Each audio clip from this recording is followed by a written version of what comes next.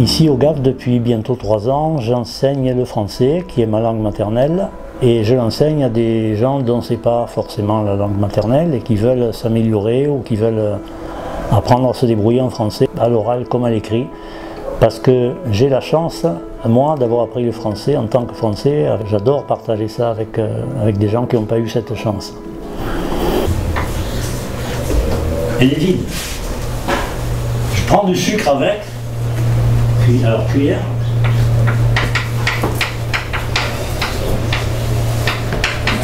Ça c'est la cuillère toute seule. Je prends du sucre avec, et là j'ai une cuillerée. Une cuillère. Ça c'est la cuillerée. Bien. Voilà.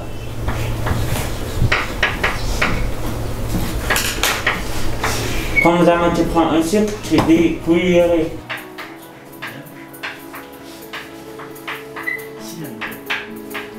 C'est la taille du cylindre.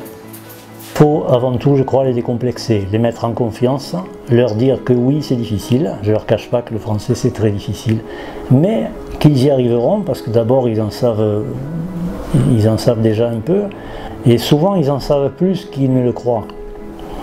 Parce qu'ils ont emmagasiné du vocabulaire, mais quelquefois ils n'osent pas parce qu'ils, par exemple, ils ont peur de leur accent, ils sont complexés par leur accent, et moi je leur dis que leur accent c'est pas grave, on a tous un accent, l'absence d'accent n'existe pas, surtout s'ils sont des adultes vraiment qui connaissent bien la vie et qui ont pas mal galéré dans beaucoup d'autres domaines. Alors, la principale difficulté, le problème le plus fréquent, c'est des gens qui le parlent pas mal, mais qui voient, ils sont découragés par la différence entre ce qu'on entend et ce qu'on écrit. Pour faire ce que je le fais à titre bénévole et avec passion, avec plaisir, mais il se trouve que pour d'obscures raisons administratives, il n'est pas possible que je sois payé, même peu, parce que je ne suis pas officiellement un vrai prof de français, je n'ai pas fait des études pour enseigner le français, mais il se trouve que je sais le faire. Donc je ne m'attends pas à être payé comme le serait un professionnel, mais je trouve un peu dommage que je ne puisse pas l'être, même très peu, pour ne plus être au RSA. Il n'y a pas d'âge pour apprendre, c'est parfois un peu plus long, un peu plus difficile, mais on y arrive. Et pour réussir, prenez exemple sur des gens qui ont réussi, pas sur des gens qui ont raté, ou qui ne sont pas encore arrivés. Donc en un seul mot, si vous voulez en un seul mot, osez. Hommes, femmes, quel que soit le pays, pourquoi ils sont en France, ça ne me regarde pas. S'ils veulent s'améliorer en français, je les accueille.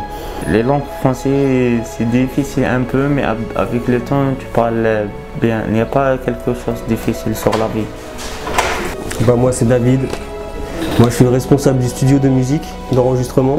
Le cœur est vide d'espoir, ouais, on ne va pas quand même crever. Ma chanson c'est pour ces SDF qui sont partis trop si tôt, ils avaient tout ça. Mais pour l'instant voilà, je travaille au studio, on a des petits enregistrements, 1h 10 €.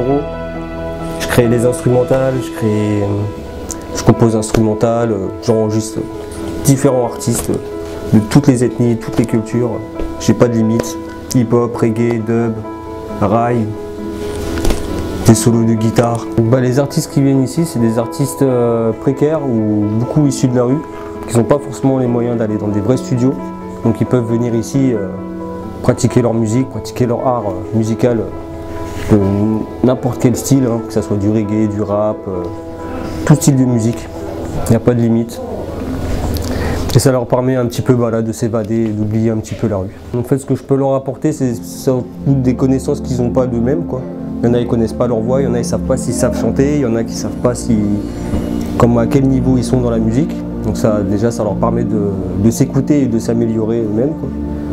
Et de ne pas rester dans le rythme de la rue, en oubliant la musique, parce que quand on reste dans la rue des années et qu'on ne pratique plus de musique, après, ça commence à s'en aller et c'est un peu compliqué de reprendre. Là, ça leur permet de garder ce petit rythme. Donc en fait, ce que je leur apporte, c'est de garder le rythme dans la musique, de garder ce contact avec la musique, quoi. Et en même temps, ils peuvent venir ici, il y a des bons repas à 1 € qu'on peut manger, on peut partager plusieurs choses. Des artistes qui font de la musique peuvent aussi partager des connaissances avec même ceux qui font du dessin pour faire des pochettes d'albums.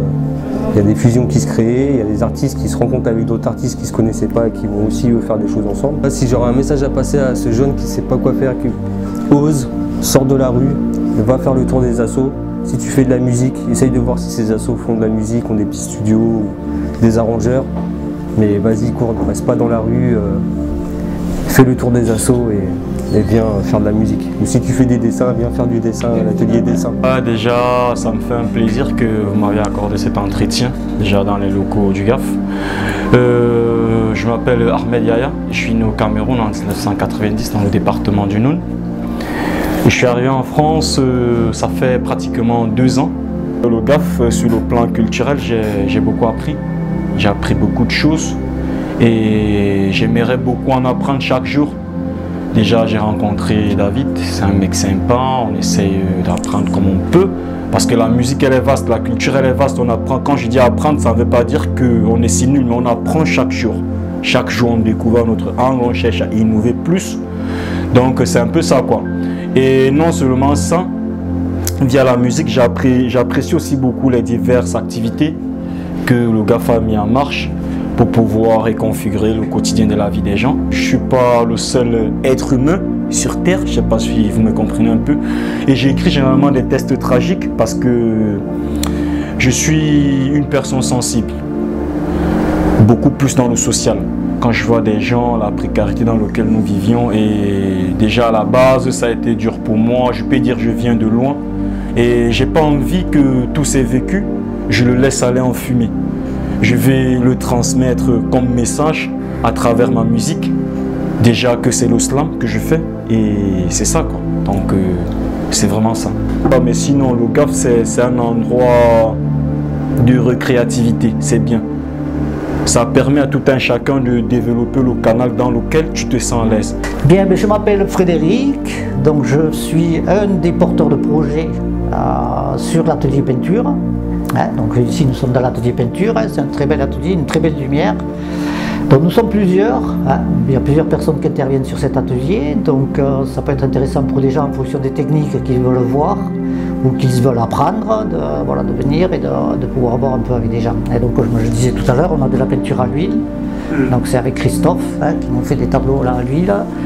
Tout ça n'est pas fini, tout ce qui est en général exposé ici, c'est en cours de création, c'est en cours de travail. On avait Sandra ici qui nous fait de l'acrylique, donc il y a des très beaux panneaux. Ici c'est un cours que je donne sur le tigre, sur l'aérographie donc. Donc on peint avec un petit pistolet, c'est de l'air qui nous arrive, de l'air comprimé, et on a un réservoir avec de la peinture. Donc l'intérêt de l'aérographe, c'est que c'est de la peinture projetée, un peu comme une bombe, sauf que c'est un peu plus précis, quoi, beaucoup plus précis, et on peut attaquer des supports très très variés. L'intérêt après nous, c'est de fabriquer à travers des ACI, les chantiers d'insertion, c'est de fabriquer de la production, quoi. Donc c'est ce que je vous ai montré un petit peu tout à l'heure, de faire soit des boîtes, soit des plaques comme ça avec des effets de graphe. Il y en a une en haut là qui est finie, de manière à pouvoir les vendre dans notre magasin au niveau du GAF. L'atelier du GAF, c'est pour des gens qui ont envie de faire quand même plus ou moins des choses artistiques, et de pouvoir disposer d'un atelier. Dans un premier temps, on n'est pas obligé d'être adhérent, on n'est pas obligé d'être porteur de projet. Beaucoup qui viennent juste dessiner comme ça, pour, je dirais, passer le temps, se ressourcer. Le dessin, c'est quand même, le dessin et la peinture en général, quand même quelque chose qui fait rentrer en soi. Donc c'est quelque chose qui est très intéressant parce que ça nous construit. C'est ce que je dis tout le temps, ça nous construit l'intérieur, ça ne nous construit pas l'extérieur. Donc c'est quelque chose sur lequel on peut toujours compter après. Même quand on n'est pas bien, quand on est en difficulté, si on s'est construit quand même quelque chose en soi, on a quand même une confiance. Et je crois que c'est ce qui est très important, mais c'est un peu le but aussi de l'atelier ici, quoi. C'est de permettre à des gens de se redonner confiance à travers des activités manuelles. Et justement, c'est pour des publics justement en difficulté, je crois que c'est très intéressant, parce que pour un SDF, tout ça, c'est pas évident la ville, c'est très difficile à vivre, on a beaucoup de contraintes, on a beaucoup de déceptions. Donc pouvoir arriver à trouver un espace comme ça dans lequel on va récupérer du bonheur, récupérer une activité, c'est très intéressant, quoi. Et c'est pour ça, je pense que c'est un atelier quand même qui a vu le jour rapidement au niveau du GAF. C'est un atelier qui a beaucoup fonctionné, quoi. Après les autres ateliers aussi, l'atelier musique aussi, c'est le même principe, quoi, je dirais. On se ressource sur une création, on se ressource sur... Donc c'est quelque chose qui nous permet de plonger au fond de nous-mêmes, et c'est quelque chose de très intéressant. Je crois que ces ateliers-là, ils perdureront tout le temps qu'il y aura l'accueil du jour. parce que c'est, on va dire, c'est la deuxième activité. La première activité, ça va être de venir, de commencer à discuter, rencontrer du monde, se sociabiliser, commencer à échanger. Et après, c'est commencer à se tourner vers soi finalement et donc à se remettre en activité.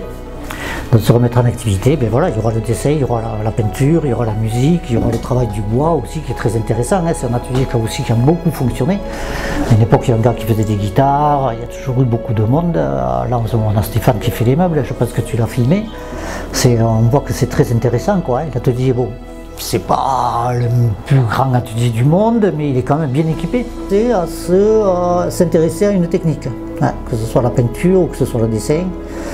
Ici, on fait aussi du dessin, voilà, c'est ce qu'on appelle la méthode du report au carreau, c'est-à-dire dessiner sans savoir dessiner finalement, puisque ce sont des mathématiques. Hein. On va reproduire une image, donc il n'y a pas besoin de savoir dessiner, il faut connaître ces tables de multiplication, hein. Et encore, ce n'est même pas des tables bien grosses, hein. Il faut connaître les tables de 3, de 4, de 5, hein.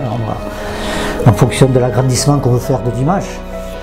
En général, on la double, c'est le plus simple, ou on la multiplie par 5, hein. Ça va très vite comme calcul. Donc il y a ça aussi, donc pour des gens, voilà, c'est pour moi ce que je disais un peu tout à l'heure, c'est une construction de l'intérieur. Hein. C'est construire l'intérieur, c'est pas construire le paraître, c'est construire l'être. Et ce sont deux choses différentes, quoi. Alors, construire le paraître, c'est très fragile, c'est de l'illusion, c'est des châteaux forts, mais ça se déconstruit très rapidement. En cas de coup dur, il y a tout qui s'écroule. Construire l'être intérieur, ça s'écroule jamais. Quelque chose qui est construit à l'intérieur, c'est à vie. On peut te mettre sur une île déserte, si tu sais peindre, tu vas peindre sur le sable, tu peindras sur des rochers, tu peindras avec de la terre. On a Christophe ici qui fait de la peinture à l'huile dans l'atelier. On fait de la peinture à l'huile, hein, donc il y a des exemples ici, c'est pas fini. Hein. En général, les travaux qui sont là, c'est les travaux en cours. Ici, c'est les travaux à Sandra, travail à l'acrylique. Donc qui n'est pas trop présent en ce moment, mais qui ne va pas tarder. Et ensuite, c'est de l'aérographie, hein, puisqu'ici, moi, j'enseigne l'aérographie.